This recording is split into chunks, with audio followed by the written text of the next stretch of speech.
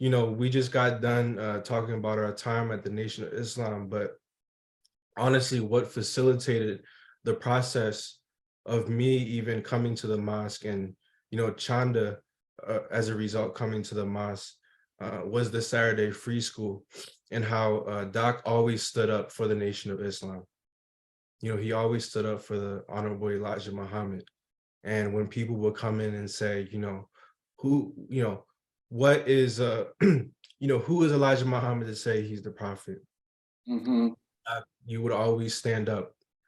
You would always stand up and defend the Honorable Elijah Muhammad. And Definitely. I didn't understand everything completely at the time, but I think what you were doing also was taking away the stigma from the Nation of Islam, the negative stigma, and talking about the significance of it and what the Honorable Elijah Muhammad had done for Black people in America. And also consequently, people in Southeast Asia as well, for raising up someone like Muhammad Ali, who stood against the war. Oh yeah. Oh yeah.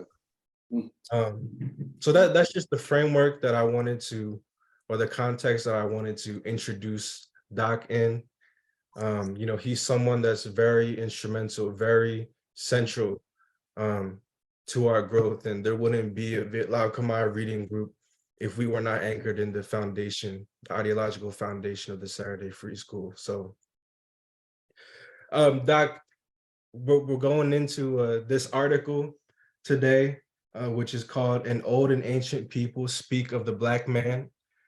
It was written by Vietnamese activists who stood in solidarity with the Black liberation struggle. Excuse my voice, but I was thinking that maybe we can just read it together. After we read it, just conversate and Doc, share your experiences of Muhammad Speaks newspaper reflections, and what it was like during that time, bearing witness to that, all of this great movement. So could we have someone volunteer to read on page 5?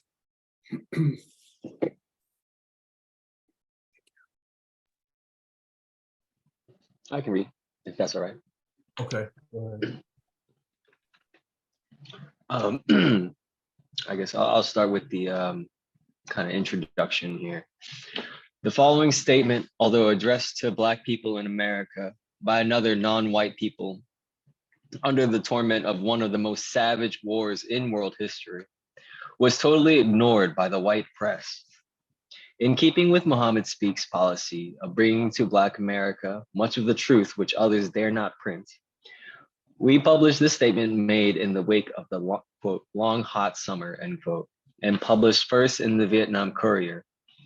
I believe that's 1946 by Tran Hung Dao, Hanoi, DR. Oh, that's it. Okay. All right. After, excuse me, after Vietnam came Detroit, Newark, Buffalo, Los Angeles, Milwaukee, Washington. The crash of guns resounds in American cities, shaken by the rumble of tanks. Men die, whose only crime is to be born with a black skin. There is a so-called Negro problem in the United States. For us Vietnamese, there is much more than a Negro problem, an abstract, quote, problem among the thousands that beset our times. A Negro who falls in the United States under the bullets of policemen and racists make us seethe with anger, and tears come to our eyes. The murder of a Negro child tears our bowels. The crash of guns in Detroit and the rumble of tanks in the Black ghettos of America echo deeply in our hearts. That great anger which explodes, those Negro quarters rising up in a heroic struggle, those men, women, and children standing up to Yankee soldiery and police with bottles, bricks, shotguns, infuse great emotion and enthusiasm into our hearts. When American Negroes rise up to defend their freedom, they also defend our freedom and the freedom of all in this world. Should I keep going? Oh, I'll keep going, okay. The heroic fight of the American Negroes is also our fight. It is the same men, the Johnsons, McNamaras, Dean Rusks, the big Yankee trusts, the generals and the politicians in the service of big companies who are clamoring for the war in Vietnam and for repression against the Black ghettos. It is the same men, members of the Ku Klux Klan, of the John Birch Society, and others, Bull Connor and his accomplices, who are the worst hawks concerning Vietnam. Those who exploit, humiliate, lynch Negroes in the United States are the same who want to reduce the Vietnamese people to serfdom, who have tried to pen them up in quote unquote strategic hamlets and quell their will for independence with napalm, phosphorus bombs, and poison gas. The American Negroes' heroic struggle, their cavalry all along the centuries, the successive stages of their fierce fight have gradually been engraved upon the conscience of the Vietnamese. Nearly 50 years ago, when the Vietnamese people still didn't know where the USA was, Nguyen Ai Quoc, now President Ho Chi Minh, already, page 8, wrote pages seething with anger against the KKK. Nearer our time, when Negro children were molested at Little Rock, when at Birmingham, police dogs tore the flesh of Negro demonstrators, we felt that it was the fate of our own children which was at stake, that it was our own flesh that the dogs were lacerating. Even the distress of a Negro who tries desperately to straighten his hair or vents his sorrow in a mournful spiritual is felt by us as our own distress. And when a Negro orator praises before the United States or the American Congress with, quote, the kindness of the US administration, this affects us as much as if that renegade were betraying ourselves. Okay. When the hard necessities of war bring face to face a Vietnamese fighter and an American Negro, tragedy breaks out in the former's conscience. Is the other man a brother or a foe? We know that he is a brother, for he and his people have been exploited and oppressed, beaten up and lynched all along the centuries by the same men who now send him to die in Vietnam. He had perhaps wandered in Harlem out of a job until the day when, deceived by government propaganda, he believed that the army could be a refuge from his misfortunes. Did he go as far as to think he was defending the, quote, free world in Vietnam? The question haunted our minds, yet we kept the firm out one day. And it did. The gesture of Cassius Clay, Muhammad Ali, is certainly the harbinger of many more similar actions. Freedom is indivisible. Any man fighting for his liberty becomes deeply conscious of the fact that the liberty of others should be respected. Across our immensity of the Pacific, our hands will certainly join the hands of those who have sworn never to accept serfdom. Honor and glory to our brothers in America. You are fighting barehanded against Yankee troopers, just as we did only a few years ago against men armed to the teeth by American trusts. You are bound to win, for in the world today, the wind of freedom is invincible. That's good. Was the name of the author anywhere in this article?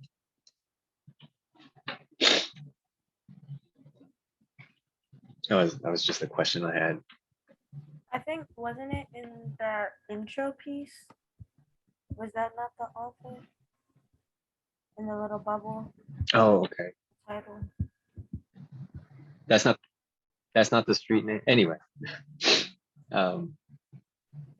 Yeah, I just wanted to give the author a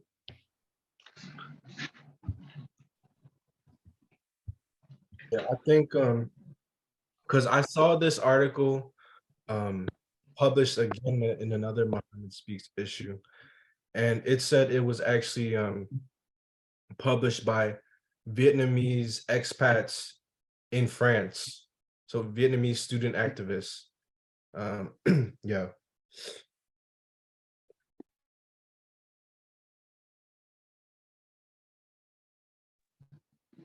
Um, I think, well, you know, kind of meditating on our exploration of the Mohammed Speaks newspaper, and reading through this this letter, this open letter, uh, it brings to mind, I think, a couple of conversations I have had before, um, where I think there's like a lost connection between Black America and Vietnamese, or the or Asian America, I guess.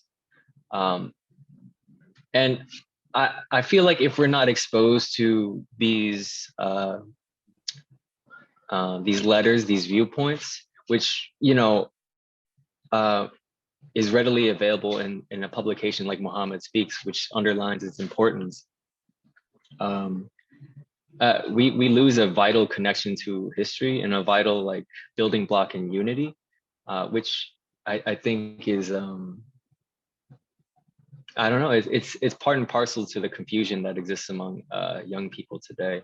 And I just something like this, when you read it, you know, by yourself, when you read it with other people, it fills you up with a great spirit, right? And you know, I've had the spirit for as long as I've you know, been studying together, been going to the, you know, the Saturday free school. But I mean, I guess I can say in my conversations with people, like, I know, like, my feet are planted in like firm foundation, and I can speak confidently that there's a long history of solidarity, of seeing eye to eye with like brothers and sisters across the world.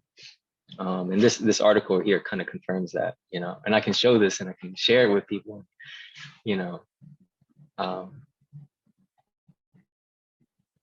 It gives me great fervor.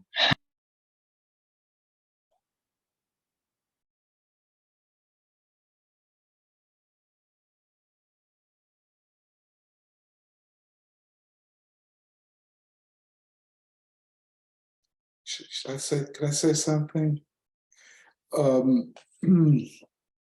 You know,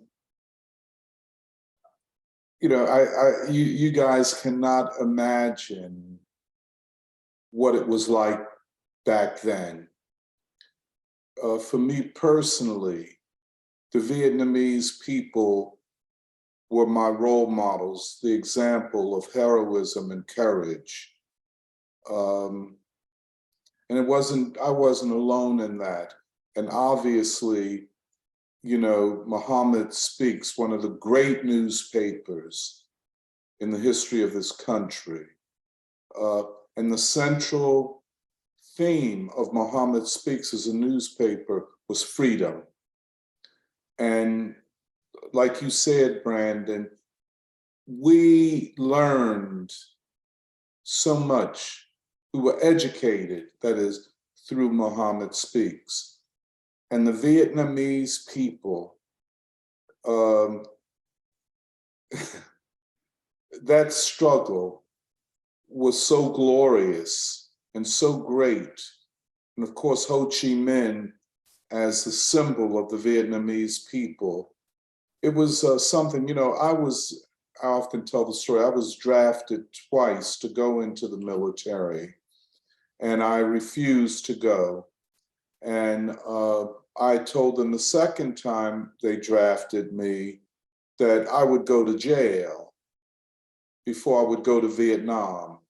And it wasn't that I was so great or anything, because there was by this time already the example of Muhammad Ali, and enough cannot be said about him. Just a magnificent man. You just can't, you know, it's just not enough, there are not words that I know of that can say how great he was. But Muhammad Speaks always sided with the oppressed wherever they were. And if you take a person like myself today, who I am is because of living in that time, seeing the example of the Vietnamese people. And I'm not just saying this because I'm talking to Vietnamese. Frankly, I never thought that I would get to know Vietnamese people and Cambodians, of course, the way I know you all. I remember when the Vietnamese refugees first came here, I was very excited because I said, wow, you know, they're people of color, even though they may be maybe not with the liberation forces in Vietnam, but this will help tip the numbers away from the white majority more towards Black people and brown and Asian people. I was very disappointed, however, for the reasons that you write about, Brandon, because, and I didn't realize it at the time, all of the constraints that were put upon the Vietnamese refugees, and to keep them as refugees, and to make sure that they did not come in contact with Black America. So I just said, okay, that's over. They're not going to be on our side. But I never thought that I would be in this kind of relationship with Vietnamese. I just didn't think so. Although, you know, I guess, you know, I was drafted twice. Then I was invited to visit North Vietnam during the height of the bombing as a part of a friendship delegation. And, you know, North Vietnam had been bombed. It was poor. They didn't have a lot. But one thing I recall very strongly is, you know, as I remember driving from the airport and I saw all these young men and women with rifles, you know, just walking on the side. I don't know what maybe they were farmers or peasants, but they were all, it was like a people's army, a people's war. And,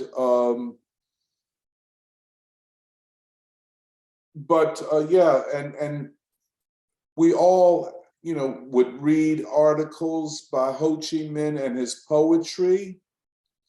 We knew that Ho Chi Minh was in Harlem during the Harlem Renaissance and probably knew poets like Langston Hughes and others. But what we knew most about him is that he was such a humble man, very humble man. And, you know, if I could just make one suggestion, you know, I think for the Southeast Asian community, the Vietnamese community, and for this country as a whole, we have to do more to educate people about who Ho Chi Minh was. And also, I could say this, Prince Sihanouk, who was no slouch either, because the US, they were trying to assassinate him because he was in unity with North Vietnam. Let me just say one, I don't know, you all might not be aware of this, but, you know, there was not always agreement between, let us say, the North Vietnamese and the National Liberation Front in the South.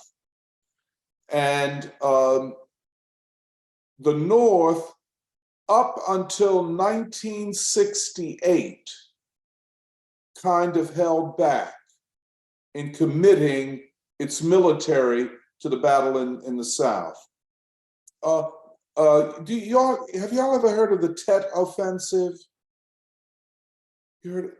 That was the great, now, you know, the National Liberation Forces did what they had never done since kicking the French out. but they mounted a military attack in several cities around South Vietnam. And while the US Army was able to hold their positions, it showed to the world that the National Liberation Movement in the South, National Liberation Front as it was called, in the South, was prepared to mount a military offensive. It was at that point that the North decided that now we will commit the army of North Vietnam. And that's when what was called the Ho Chi Minh Trail through Cambodia down to the south was opened up. And that's when the bombing of the North began, because the North had committed itself to be military aligned with the National Liberation Front in the South. And frankly, that unity, and of course, you know, I mean, the National Liberation Front was a people's guerrilla army. They were, you know, fighters, I mean, peasants by day maybe, and military fighters, guerrillas by night. But the North Vietnamese army was a professional army. And they were no joke. And they were heavily armed by the Soviet Union and to a certain extent, China at that time. And when they got involved, it was a whole different war. And you knew it even over here that, that it was a different war. And at the same time, and this is why Martin Luther King's speech in 1967, only a few months after the Tet Offensive, that speech, Why I Oppose the War in Vietnam, it transformed the peace movement, because the peace, what was called the anti-war movement, had been confined to kind of a student movement. It was an students who opposed the draft, but it did not get into the Black struggle. Muhammad speaks, of course, and Black people were increasingly opposing the war.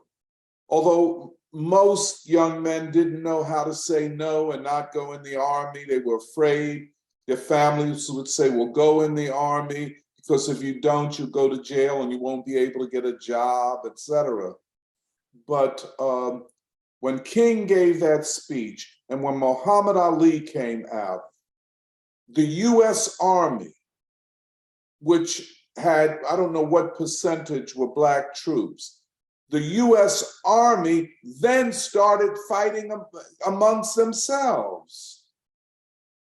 And in Vietnam, Black soldiers were saying, we are not going to kill Vietnamese for a white government in the United States.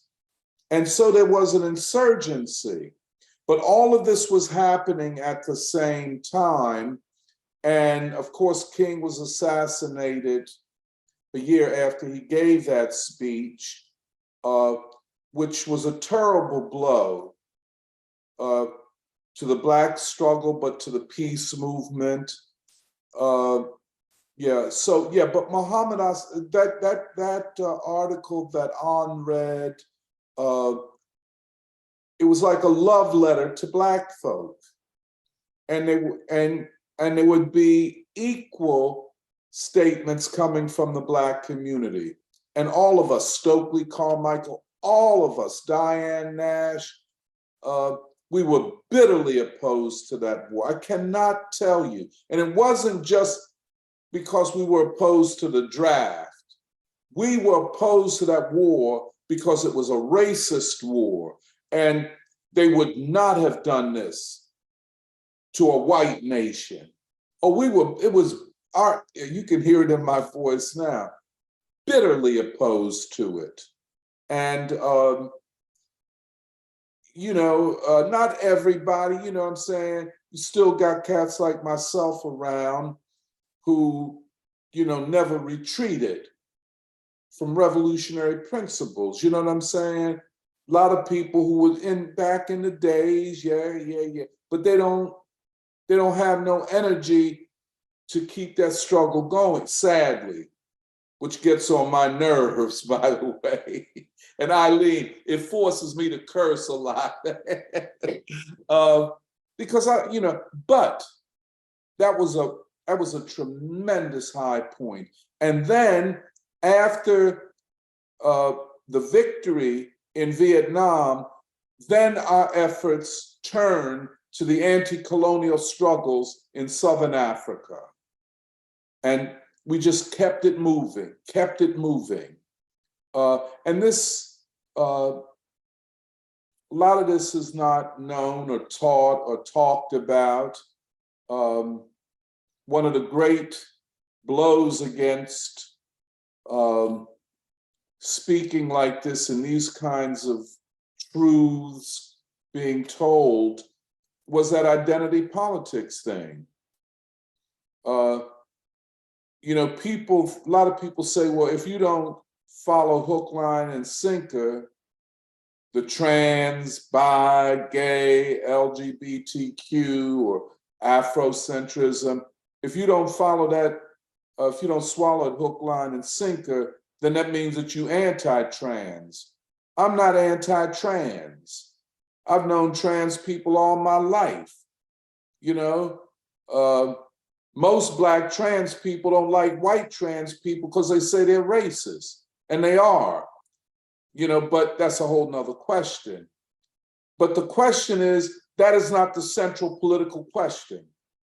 It's not the central political question. If you ask a Black trans person or Black gay person, they would say that the central question is Black freedom. They might not say it the way I say it. So this whole attempt to hijack the movement and to obscure this, what is now an emerging thing, the alliance between the Black struggle and the Southeast Asian community. This is so important. And this is my last thing I'm gonna say, I'm talking too much, but it harkens back to that period during the war, where we didn't know many Vietnamese. There were not many Vietnamese in this country that I knew about, but it was Vietnam, and we felt that they were a part of us. We were inspired by them. I don't think you guys can really understand how much they inspired us. Their courage made us want to be courageous. What they were suffering. That's why I told the draft board, they got me down. I said, man, wait a minute. I'm not going nowhere to fight for you. I said, if you don't like what I'm saying, send me to jail. I'm ready to go to the penitentiary. But that wasn't just because I'm just ordinary. It was seeing the Vietnamese people. And I would say to Vietnamese people, you have a great heritage. I mean, I know the pressures in this country is to forget where you came from, forget your heritage. And I would say to Vietnamese, yeah, we're all Americans. We're transforming this country, but you all are special people.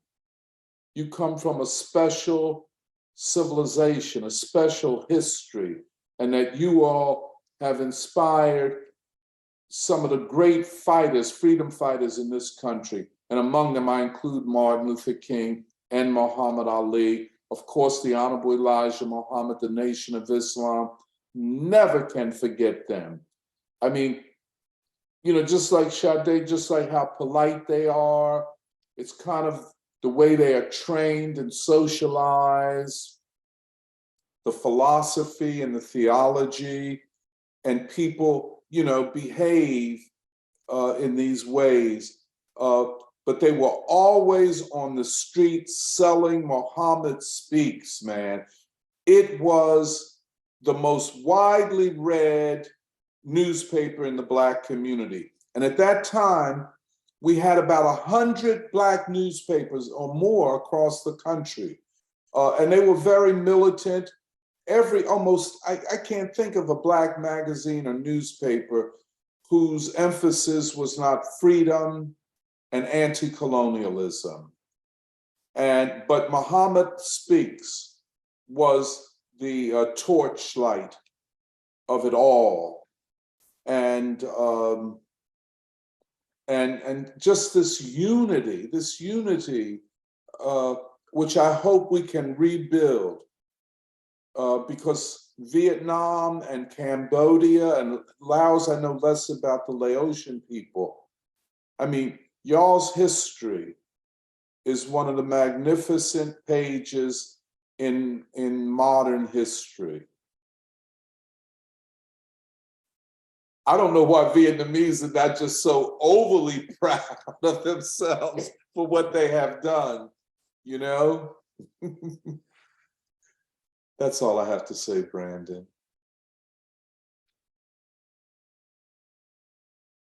No, Doc, I mean, we could listen to you all night.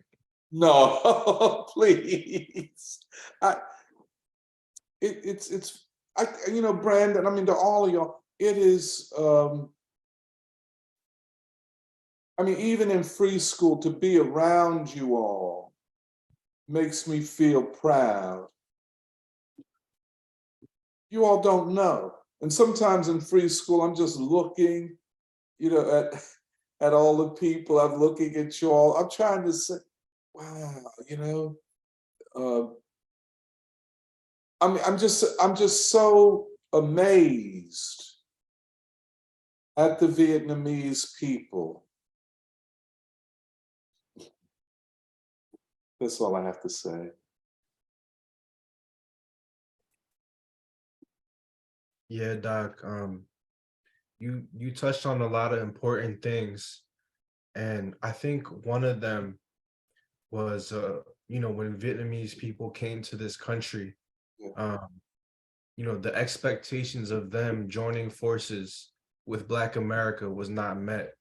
Mhm. And I think part of what we are trying to interrogate, you know, with our relationship with the Nation of Islam and with our study of the Muhammad Speaks newspaper and the Black freedom movement and the anti-colonial movement of Indochina is, you know, what are the foundations for building unity between our people? Right. And, you know, I guess we know the answer is a unity possible between Black America and Asian Americans who cling on to this Asian American identity. And what are the underpinning notions? What is the ideological foundation of this Asian American identity? And why is it that we are made to believe that, you know, our genesis or our, you know, transitioning into a righteous people or a people worthy of any kind of respect or admiration starts after 1975 when we come to America? But what about the great struggle, like you were saying, Doc, that we wage against US imperialism? And they actually tell us, you know, you're braver for running away from Vietnam than from staying there and fighting the imperialists. And so they try to glorify that and you know, erase the whole struggle. Can I say one thing, Brandon? And you know, I would just to be a little more understanding. You know, you remember General Key, the dictator, really the murderer. He, you know, because he knew the National Liberation Forces were going to hunt him down and he would be put on trial for crimes against humanity. he fled with the boat people. The reason I bring that up is because it was not like, oh, the Vietnamese got here and they could decide what they were going to do. You all were targets of a Vietnamese mafia, a terrorism. And I remember it. I don't know the details, but this guy Key, who was known as a killer, and so he was set up as the leader of the Vietnamese here. And I think the Vietnamese people were afraid. Well, first of all, here you are in a very different country from where you had come from. Most didn't speak English, then in refugee camps. I think that a lot of the people that came as boat people, if they could have made a choice, they would have gone back to Vietnam. I think it was that bad in 75, even probably up until today. So I would just say that, in a sense of, people were not free to say and do what they may have wanted to do, nor were they free to go back to Vietnam.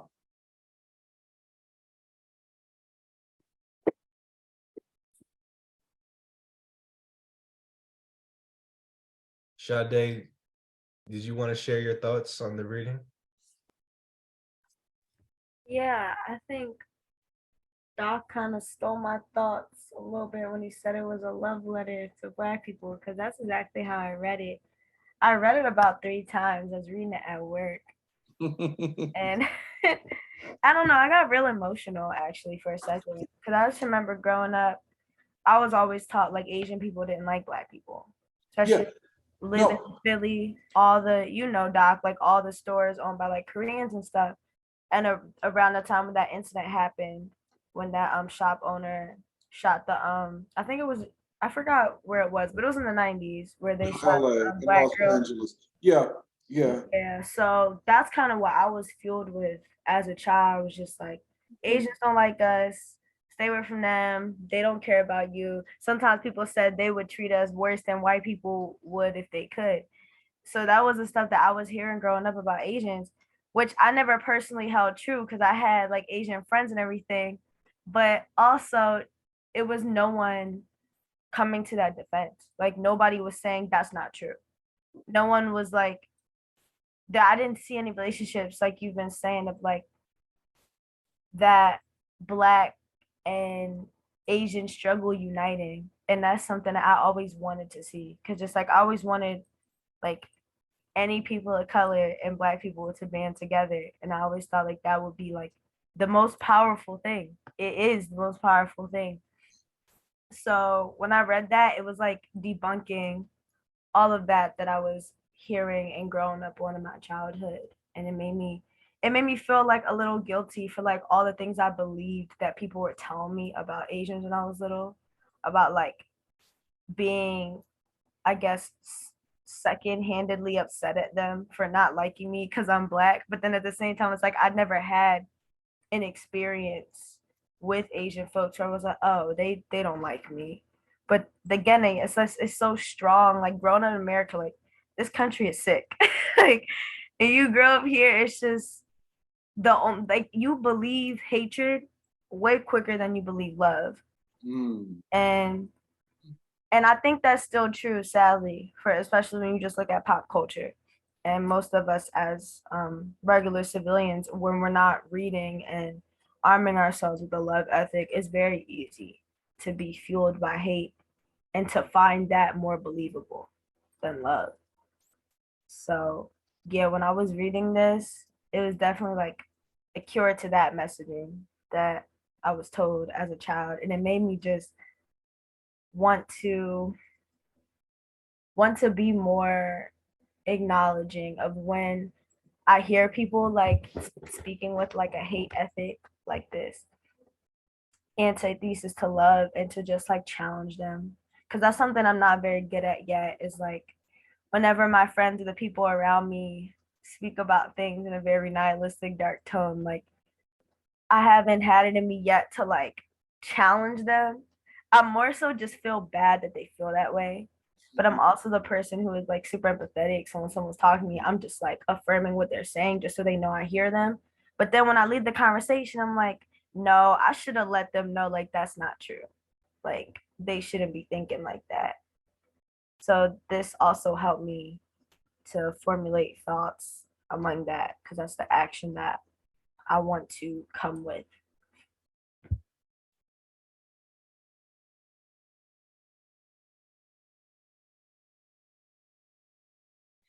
You know, is it all right if I say something? Uh, you know, I've been all around the world, but in this country, I did not know, I don't think I knew, any Asian Americans. I'm talking about, I mean, I saw Koreans, I saw Chinese, I saw Vietnamese. I didn't know, I didn't have, or an Indian or Pakistani friend. It was like, well, then they don't want to be involved with us. Their path is towards the white world, you know? They're highly educated, they have opportunities that we don't have, and they don't like us. I did not, and I didn't feel, because I'd known Vietnam, I knew about the Korean War and North Korea and all of that, and I admired all of that, the Chinese Revolution. But in this country, I never had an opportunity to be just friends with people from Asia. But the free school has, it has made, open up possibilities. And I've come first with the South Asians, the Indians and the Pakistanis, with Raju and all of them. And now with then Brandon, he was the only Vietnamese, but now with Koreans and Chinese and stuff.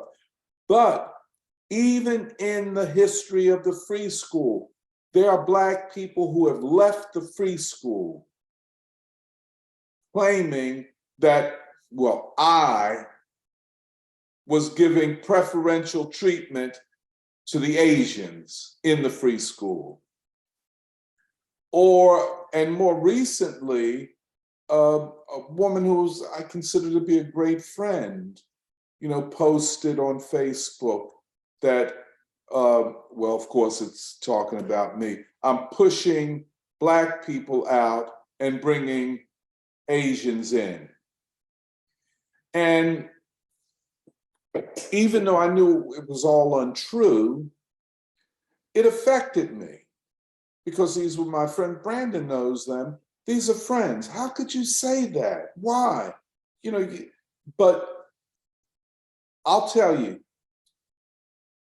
the thinking of the free school has been validated for me with the Nation of Islam, the Church of the Overcomer, the Church of the Crucifixion. This kind of embrace of the free school. And of course, the relationships in the free school. Because one time the free school was damn near all Black and much older, average age much older. You know what I'm saying? But in a lot of ways, I have to say, I don't excuse Black people. We can all be wrong at certain times, but this kind of, I don't care what you say. I'm still going to think like this. No, I don't accept that. And usually it is an excuse for no struggle. That's partially the reason I'm so opposed to Afrocentrism and cultural nationalism, because it tries to tell Black people, see, the tendency of Black people is to look to the world to Africa and Asia. In fact, sometimes I think Black people look more to Asia and the Chinese Revolution and that resistance than to Africa. But the cultural nationalists try to tell us, well, you shouldn't feel anything for them because they're not going to support us. All of this suspicion, and it's in the universities. This is taught, and so on. Yeah, but I know what you. But then, because Asians, I don't care whether it's Koreans or Chinese or whatever, they have their own quote ghettos, and more than not, they hear the white narrative more than the Black narrative. But back in the days when this man wrote that article, it was a different zeitgeist, a different spirit. We weren't interested, and because of the Vietnamese writing this were in Vietnam, they were in the National Liberation Front, they were revolutionaries. So yeah.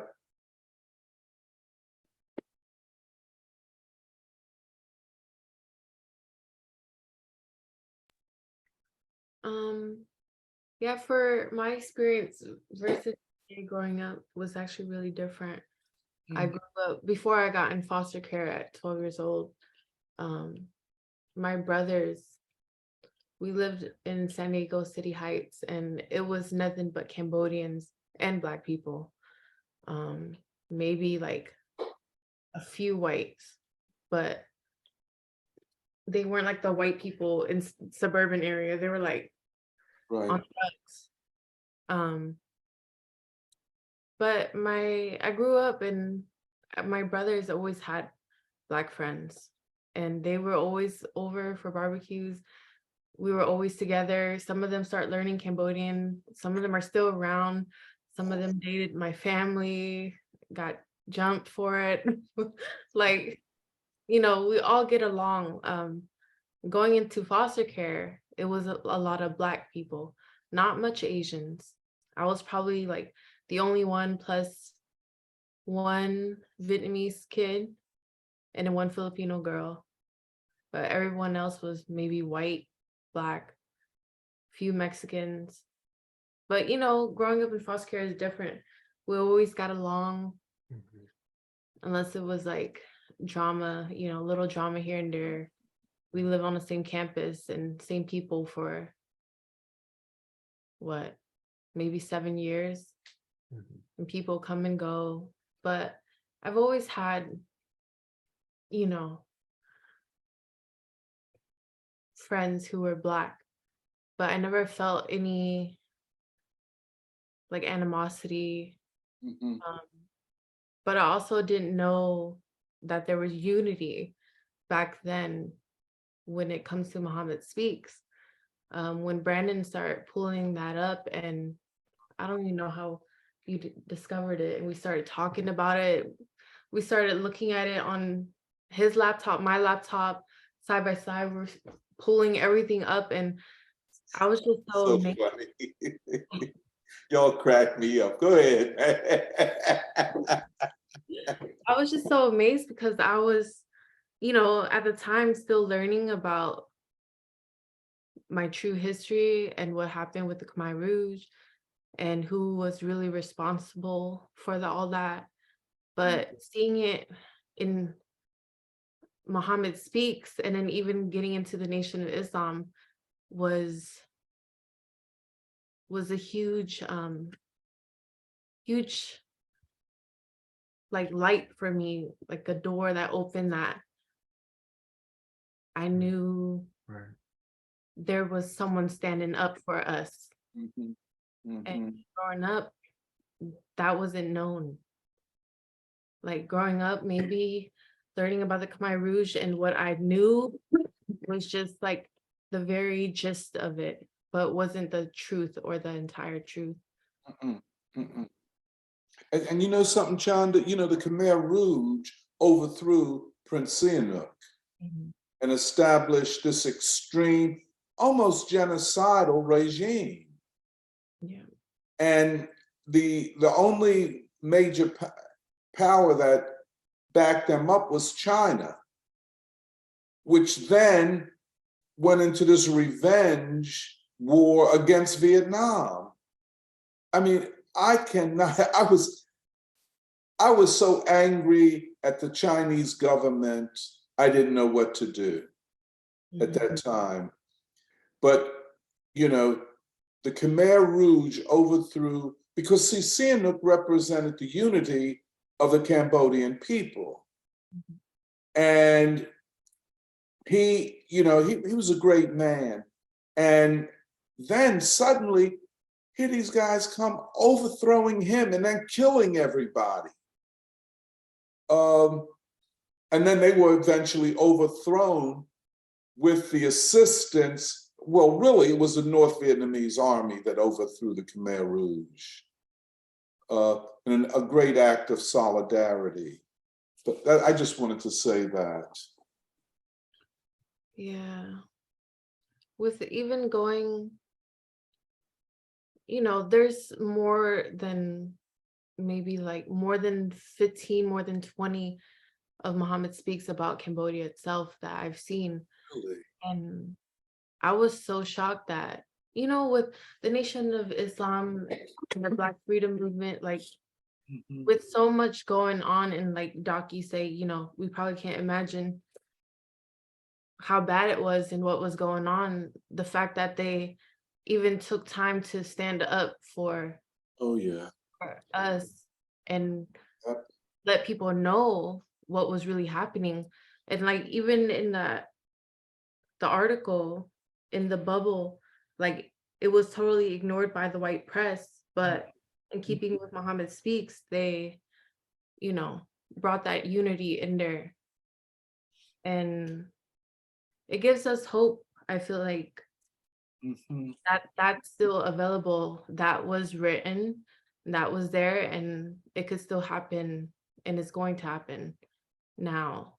But I feel like a lot of people who don't know that Muhammad Speaks existed, and the unity and what they stood for was real. And like things with happening like today, I guess more so like in my neighborhood, I live in South Philly. I feel like a lot of the Asians and Blacks, they get along, Right. but they're also not involved with each other. Yeah. And Yeah. Politically, yeah. themselves and just Yeah. kind of doing the same things just amongst around each other, when if they knew the history in Muhammad Speaks, it would put forth that, you know, we're going through the same things, we're struggling for the same things. But yeah, I just want to say that. And you know, again, I have to say this. We African Americans are not the same people we were then. You know, I think we're on the road to becoming more like we were then.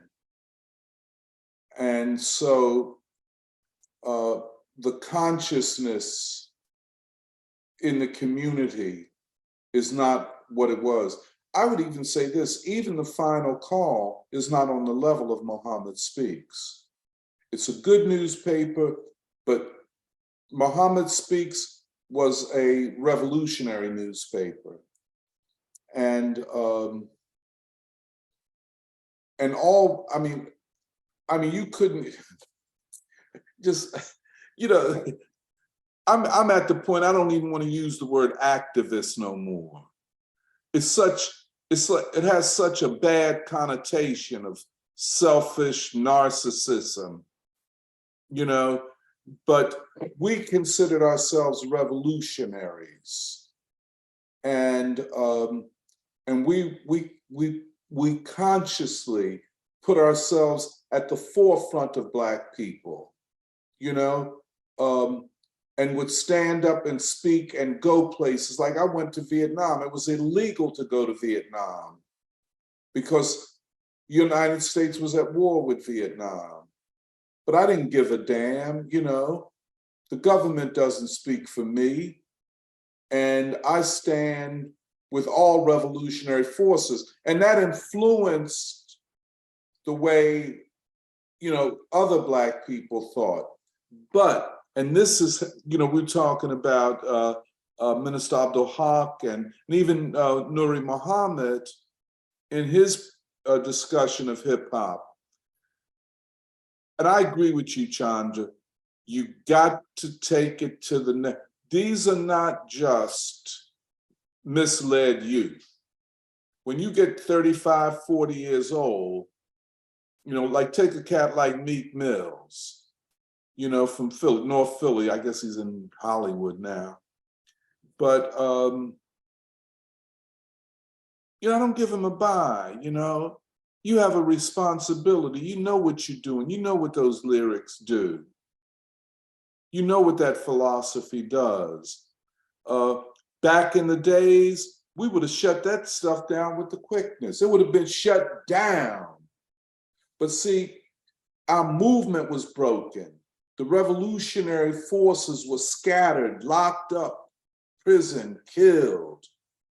And it opened up the door for the ruling class to then come in and put its Black leaders to create Black. And then I agree with Sade about this. Let me just say, I cannot figure out how hip hop and rap, even at its best, took over Black music. How did we go from, I'll just do like this. Marvin Gaye, What's Going On, or John Coltrane, A Love Supreme, to this B and Hoes and Kill You and all. Where'd that come from? It had to be an outside hand promoting it. And if the rappers were calling white women B's and hoes, it would have never seen the light of day. So I think at some point, and then of course, Jay-Z and Beyonce are billionaires. Have they created greater music than Stevie Wonder or Marvin Gaye? Ain't nobody, the best they could think of back in the days was buying a Cadillac and then a Mercedes, but so they got paid to undermine the Black struggle. And that's why I'm just saying that to say that we were subdued on the battlefield of struggle. And I kind of saw it, I felt it, I became so I've been, at times I've been very disappointed in Black people. At times I ask myself, do we have the capacity to mount a struggle like we did in the 50s and 60s? And do we have that capacity? And I would ask it in free school, and Serafina would say, but Doc, I think, I said, but Serafina, you ain't hearing what I'm saying, man. But recently, looking at the nation and that great capacity, looking at the Hebrew Israelites, by the way, which comes out of the Nation of Islam, really, and then other churches, I've begun to say, hey, man, we can become that people once again. We can become that revolutionary example where when the world looks at us, they don't see a rapper, they see a revolutionary.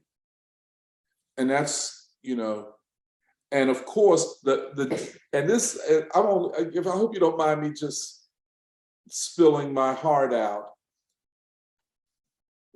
We will do it Not like before, where we pretty much had to do it alone, and then we had allies in the white community and the Jewish community, which was for good at one time, and then they transformed it into the most negative, hateful attack upon us. You know what I'm saying? But this time, we will do it in alliance with Asians from throughout Asia. You know what I'm saying? You all are going to play a huge role in our becoming what we once were. I don't think you guys really know how you will. That's what I see. I see us, first of all, getting to know each other. It's, like where you're from, Chanda, that's not the way it is back here, except with the Southeast Asians in South Philly. You know what I'm saying? But as we get to know each other, as we hear you all talk, I can see you all contributing mightily to our struggle, to our, and when I say our uplift, because, we have a lot that we have to overcome as Black folk, a lot, man. But I just wanted to say that. By the way, I'm very appreciative of what y'all do.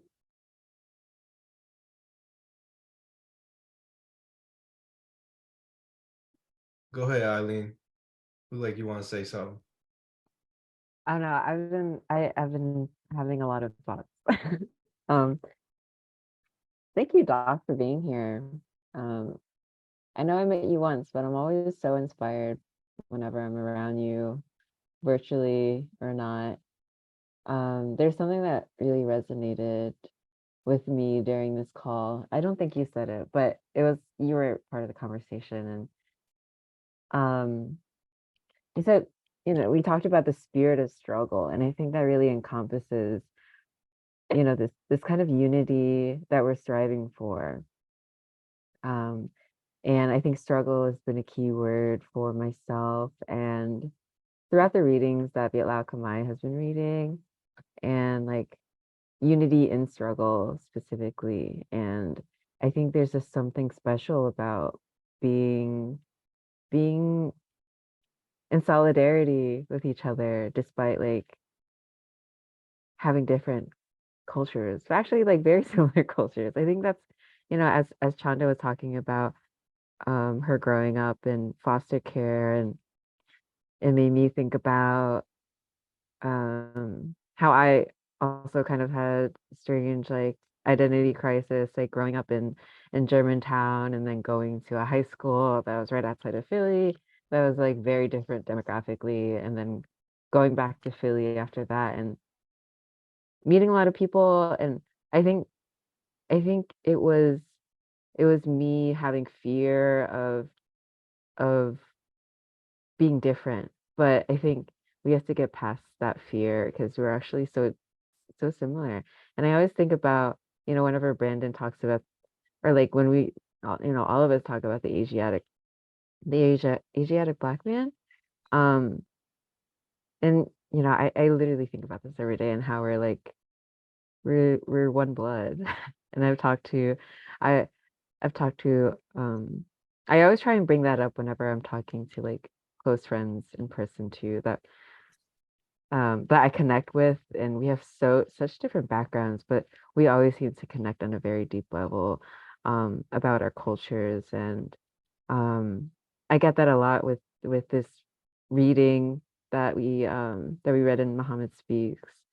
Um, like it's hard to isolate our cultures. I think it's literally impossible. Mhm. And I truly feel inspired because, if there are no answers that, my family or my culture can bring, I always look to other cultures and get inspired by them, because we're all in this struggle together. And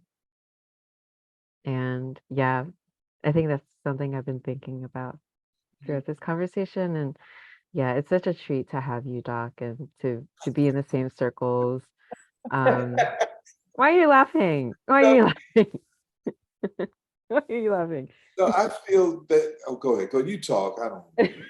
No, I'm basically done. I'm just, yeah, I'm grateful to be a part of this circle. And I also have been thinking as like a designer too, like, or as a creative person within this group, like, do we even have something like Muhammad Speaks to this day?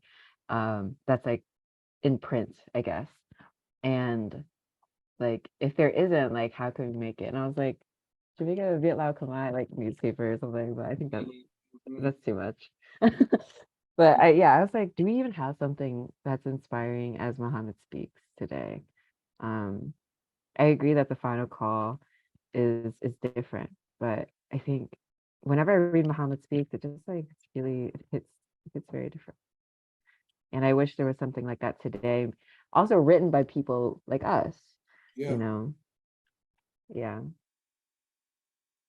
What were you saying? Why were you laughing?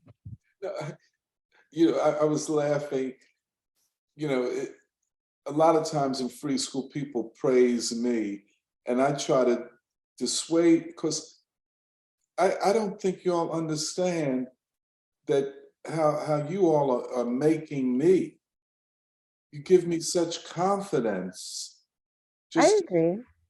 yeah, I huh? think yeah, I think you've said that before, and I think I've really like thought about that, and I really do. I really think we're really intelligent people, very like wise people. But I think there's your lived experiences that we do not have, and Totally. learning from you has been like that's invaluable. Mhm, Um, mhm, but I mhm. do like how you like kind of distribute the wealth within the conversation, and I really appreciate how how you see us on like how you put we're all in one level, like we shouldn't be like on our knees praying to Doc. We're literally all contributing together. You know what I mean?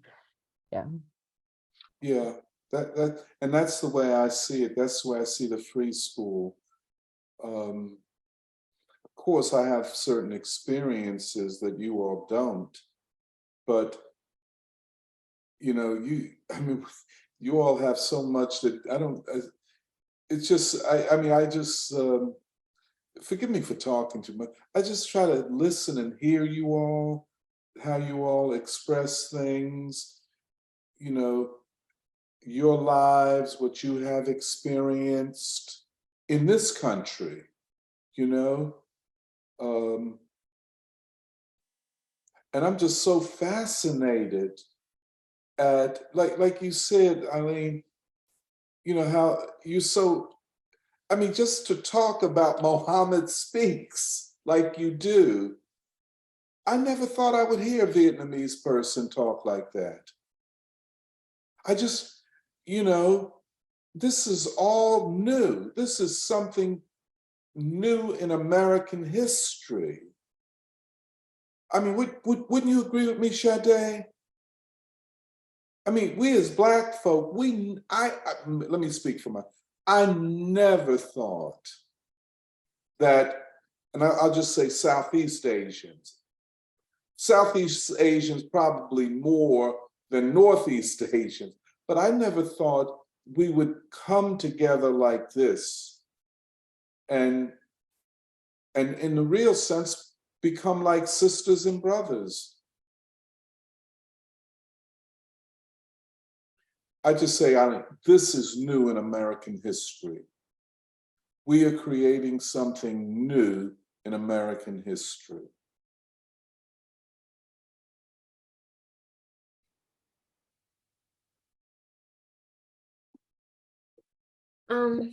I wanted to reread this section in the article.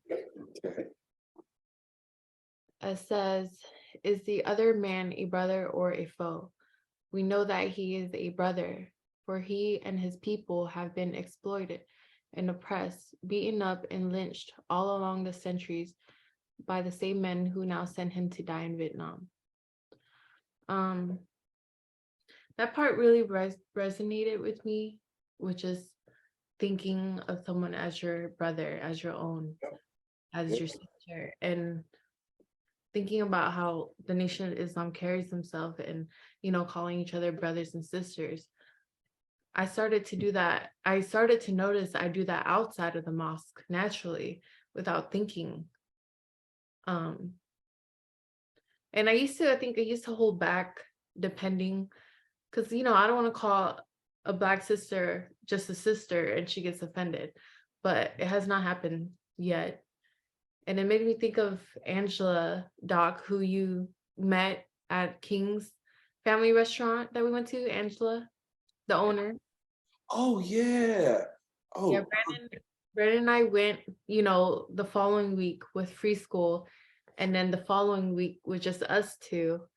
And she automatically calls me sister now. And like, I do it with other people too, but the point of really seeing someone as your own family. oh yes. With You know, that, oh, I'm sorry, I didn't mean. Good. with that, I feel like you slowly start to build that space of unity that you are in the same struggle. But yeah, I just love that part. And the part where it says freedom is, did it say invisible? Invincible. Invincible. Any man fighting for his liberty becomes deeply conscious of the fact that the liberty of others should be respected. And it's not just to be respected, but to defend, like, Doc, you saying that you were drafted, they were trying to draft you twice, and you're willing to go to jail or not have a job, whatever. And with that, like, having that mentality that, fighting for something that's real and the truth needs to come forth in all aspects without caring per se what happens to you, as long as you stand with the truth and with your people, that there's going to be an outcome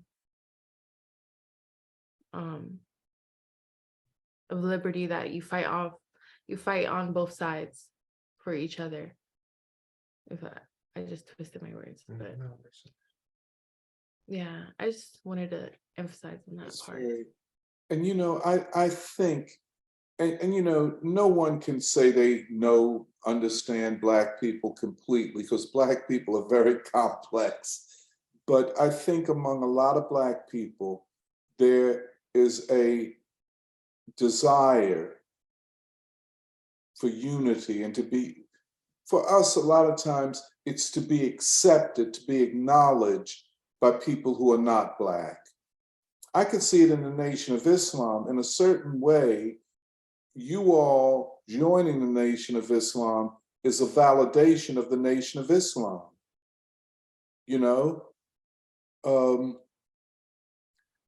I just want to say it again. You might not realize your importance to us.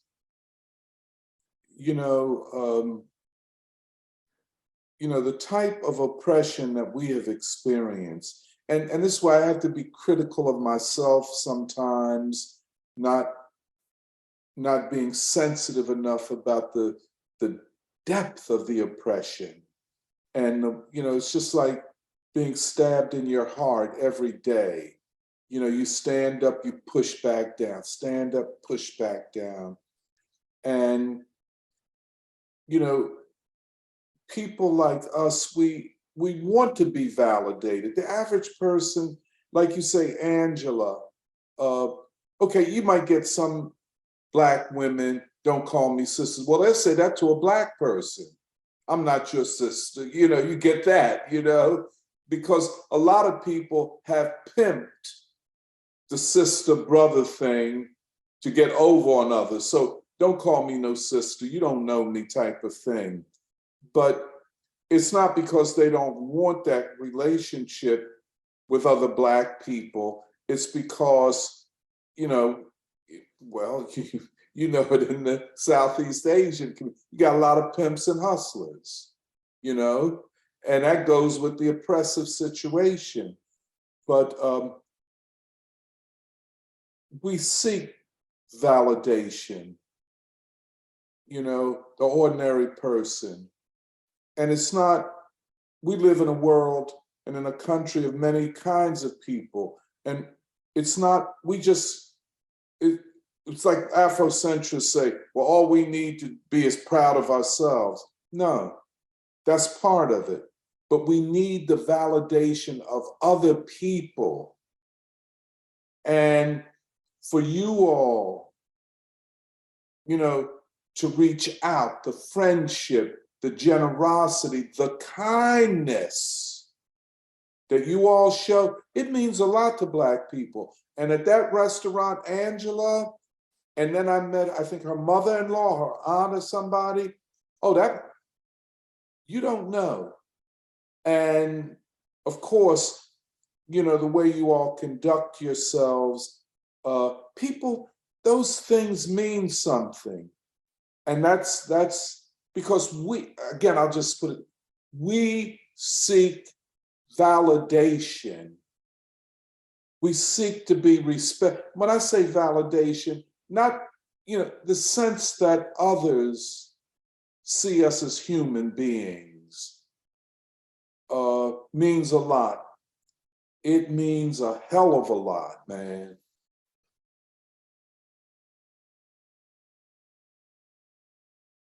She also came up to us and, you know, the week that you weren't there when free school came, she's like, where's Tony? He didn't come today.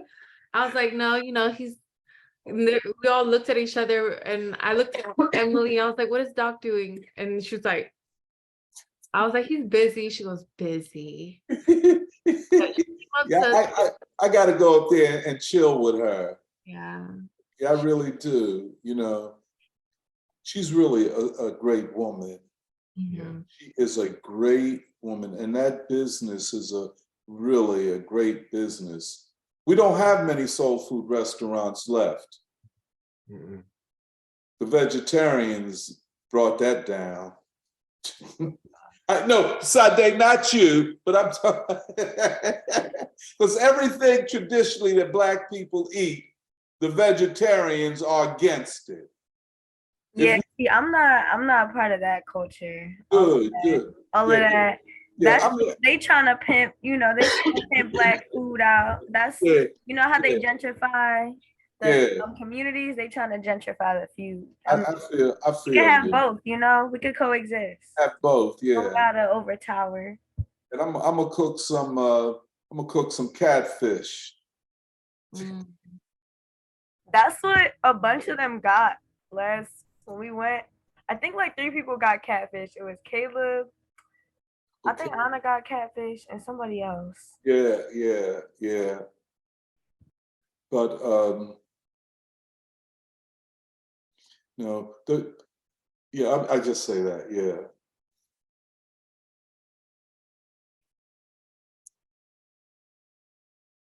Oh, Dom, looks like you want to say something, man.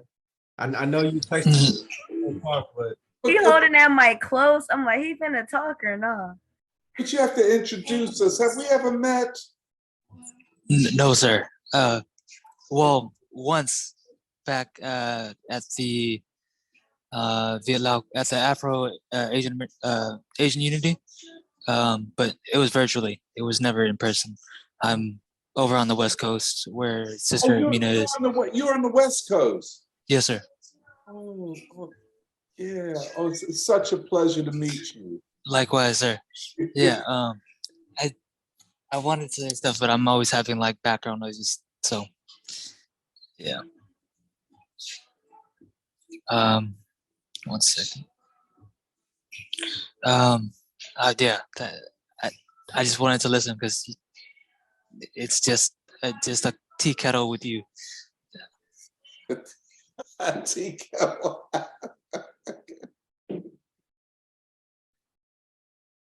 go ahead, Dom. You want share any thoughts about the reading? Well, or about the conversation? I enjoyed the conversation. I just wanted to listen to Dr. Anthony, but I just wanted to share my experience because I think I've shared it with yeah, I've shared it with Brandon, but I don't think I've shared it with everybody else. As far as like I guess Asian and Black unity growing up, because I grew up in a white state. Yeah, I grew up in Michigan in Holland, and the amount of original people or people of color in Michigan wasn't as much as it was when I moved out to California. And so for me, honestly, I kind of gravitated towards more, Black and Latino members of the original family, just because, I don't know how to relate to white people because I probably get stared at or sometimes, yeah, but that experience in itself also showed a lot of like seeking what you were saying earlier about validation, but in this case it was more so negative. It had like a negative effect to it because a lot of you know POC kids growing up wanted to feel accepted by white people because that was the predominant thing. And then what's it called? Once I moved over here to California, I stay in Long Beach. Once I moved to Long Beach, my 7th grade year, I didn't have a problem like getting accepted by black black and Latino members, and it was kind of the opposite for me because I felt kind of outcasted by uh, Asian Americans here. It was just strange, and so yeah, that was just part of my experience. I want to talk about it more, but I'm more interested in yeah, Anthony. Odam's a very humble brother. Oh, Yes, sir. yeah. I tried my best. Very humble man, but a good brother. Good brother, man. I appreciate you. Let's yeah, I mean this, we usually wrap up at this time. Okay. Maybe we could formally close the meeting, and then if we want to keep talking, we could, keep it going. But yeah, I mean, I feel like this is a conversation or a discussion that needs to have multiple parts. Mm-hmm. And I think maybe in the future, we could even get Minister Abdul Haq to join in, Oh, yeah. or others as well. Mm-hmm. But yeah, I mean, just thinking about a new foundation for unity Mm-hmm. and using the anti-colonial movement, the Black freedom movement, as the basis Mm-hmm. Mm-hmm. for something that is in potential relationship that has so much potential Oh, yeah. between Black people and Asian people. Oh, yeah. Oh, yeah. And, Oh, yeah. but Oh, China and I, like, we're just so excited about the mosque in Newark, and it really feels like everything is just lining up. Like everything is just like almost like luck. That like yeah. the Saturday free school, we all met each other, which has given us, this appreciation, for the Nation of Islam and Muhammad Speaks. And then us meeting people in the nation, and we're able to remind them of the greatness of that period. yeah. And also rekindling that relationship, not an unprincipled relationship, but a principled relationship between our people. I mean, it's just very exciting, and it's almost like we're fulfilling a divine prophecy. Absolutely. And I'm excited. I think there's just so much potential, so much possibility in everything that we're building now. So just part one of our conversation, y'all, of many more to come. But if there aren't any last comments, contributions, maybe we could formally close the meeting now. Whoever has to go may leave. If you would like to stay and rap for a little bit, we could do that too. Okay, I'm gonna spit my bars. Just kidding. But no, not to be all lovey-dovey, but you know, it is, what's the word you use? Anyways, but What do y'all say? I couldn't hear. What did you say, Chanda? I was trying to bounce off what Brandon said, but you know, I'm tired. I thought you said you were not trying to be so lovey-dovey. Yes, with that, I'm not trying to be so lovey-dovey, but Brandon and I probably wouldn't have survived in our relationship without Doc and free school and the Nation of Islam as a Well, foundation. it's Like, we're constantly talking about it. We're thinking about it. We're brainstorming. We go to sleep. We turn off the lights. Like, we're ready to go to bed. We wake up at like 5:30, 5:40. And he'll roll over and talk about it. Or he'll message me like, babe, let's brainstorm our ideas. And he'll send me a document. And like, we're just, yeah, it's great. We're very fortunate oh yeah. involved in this, and we're excited. But yeah, that's all I'd say. I think you all are part of history, making history. I don't know that there's ever been in American history this type of unity between Asians and African Americans. I agree with the way Brandon and the way you describe it, Chanda. It's thrilling, it's breathtaking, it's exciting. Even though I don't have a partner, I live alone because I'm hard to live with. I have to tell you that. I wouldn't wish me on anybody, but y'all wake up and text each other. I wake up, you know, thinking about these things. Even I curse a lot, you know, to myself, cursing people out that don't understand. Oh, they're no good MFs and all that. But I same thing. I'm just constantly thinking about these experiences. You know? Yeah, with that is, you know, what it's doing is really keeping us alive and not trapped with people who are Say mentally again, keeping us alive, not trapped. And then what did you say? not trapped and what I was gonna say? Mentally dead, really, is That's what right. it's doing for all of us, I feel like. Like, you know, the breath of fresh air, but definitely not being sucked into the whole victim mentality Absolutely. of our history. Absolutely. You Yeah. know, and friendships and comradeships, to have friends like you all, it means everything to me, you know? And, you know, it's, you know, you heard this, you know, the phrase, your word is your bond. You know, with you all, I feel, you know, your word is your bond. My word is my bond. That there's something pulling us together that's hard to define.